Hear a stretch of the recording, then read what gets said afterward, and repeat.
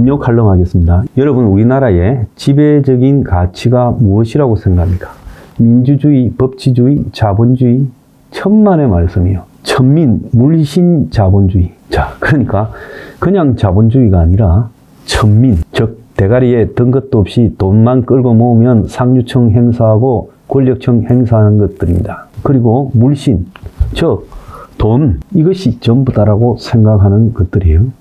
그래서 이런 천민, 물신 자본주의가 판을 치는 것이 대한민국의 오늘날 모습입니다. 참으로요, 솔직히 말하면 너무나 저질적입니다. 상류층이라는 것들이 살아가는 모습을 보면 저질에 이런 저질도 없어요. 무슨 국제학교에 살만하면요, 그 학비가 7억이라며요. 그래서 초등학교 자식을 보냅니다. 그리고 그걸 자랑합니다.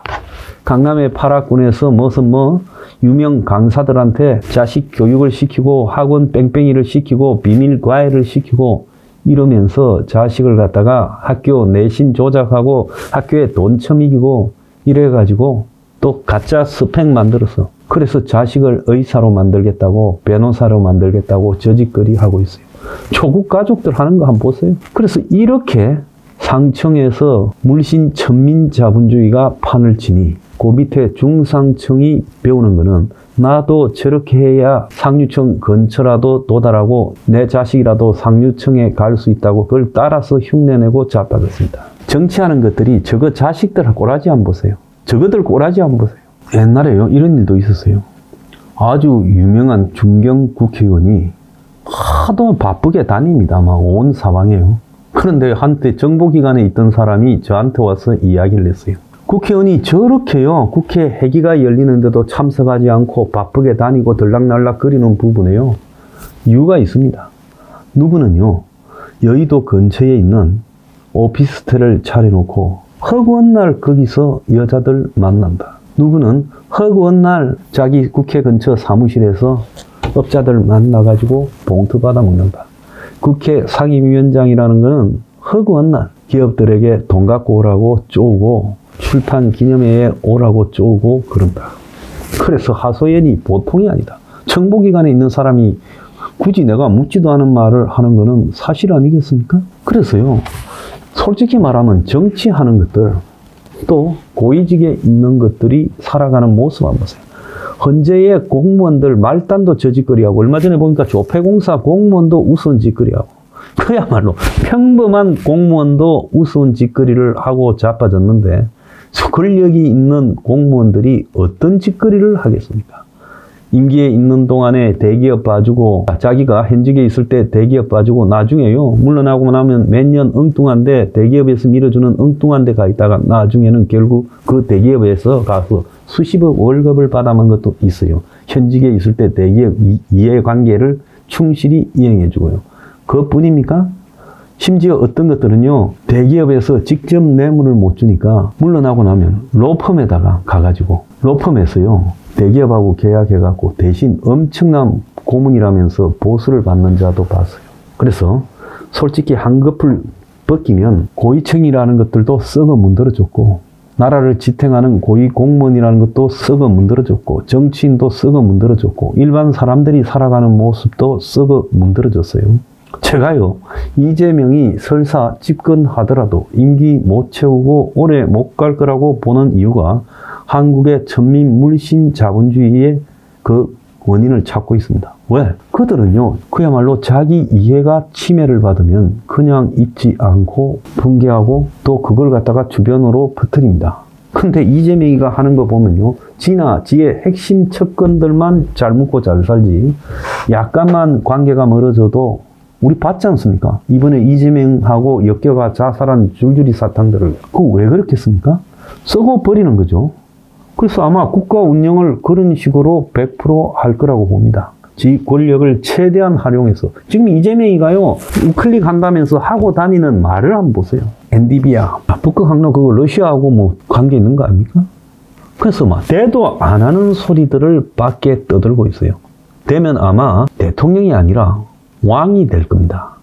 그래서 킹 이재명이가 저지르고 있는 수많은 짓거리들이 아마 한국 사회의 상류층이나 중산층의 이해와 엇갈릴 거예요.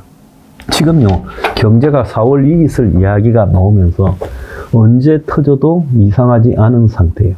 아마 대선 전에 터질 가능성이 매우 크다고 봅니다. 그런 상황에서 이재명이 와가지고 사회주의 정책도 아니고 자기 똥고집도 아닌 그런 경제 정책들을 하고 그런 안보 정책들을 했을 때 상류층의 이해관계가 급속히 충돌받게 될 거예요. 이재명 권력과 상류층 권력. 이 상류층에는 대기업도 있고요. 자본가들도 있고 그야말로 뭐 정치인도 있고 공무원도 있겠죠.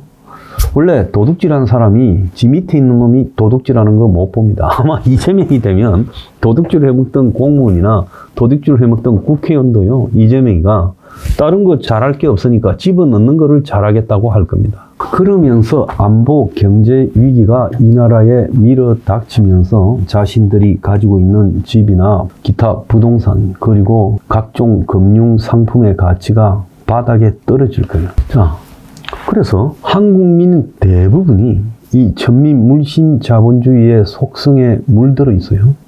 특히 40, 50대가 가장 심합니다. 60, 70대는 이제 개털이 되어가고 있고요. 자, 그래서 이재명을 떠받들던 이런 쪽들, 그리고 강남 좌파들, 여기에 아마 어마어마한 사회적, 경제적 충격이 가해질 거라고 저는 보고 있어요. 그러면 어떻게 되겠습니까? 거기에 불만 붙이면 자신의 이익을 침해받은 한국 사회의 전민주의 물신을 숭배하는 자들이요. 순식간에 들고 일어나서 이재명이한테 등을 돌릴 거예요. 아마 이재명이가 지독하게 고립되고 당 내에서도 고립될 거라고 저는 그렇게 보고 있습니다. 그래서 저는 이재명을 뒤집는 부분이 보수의 시위가 아니라 보수도요 방향 고쳐야 돼요. 이런 식의 방법이면 첫날 만날 싸워도 못 이깁니다. 그러면 이재명은 누가 쫓아내느냐? 한국의 전민 물신 자본주의가 이재명을 제거할 겁니다. 지금까지 살아온 방식의 변화를 강요하는 이재명의 위선적인 이중적인 모습이 아마 한국의 상류층부터 전부가 견디기를 힘들어할 거다. 그래서 위에서부터 이재명이 안 된다고 하고 쭉 밑으로까지 번질 거다. 그래서 저는 이재명 정권이 5년 못 갈 거다. 아마 엄청난 사단이 나와서 전부 이재명을 제거하기 위한 사회적 합의가 이해관계 때문에 물밑에서 이루어질 거다. 그래서 이 광란도 그때 끝이 난다. 다만 이 광란의 속도를 조절할 수 있는 것은 우리의 정신무장과 우리의 투쟁이다. 저는 그렇게 생각해요.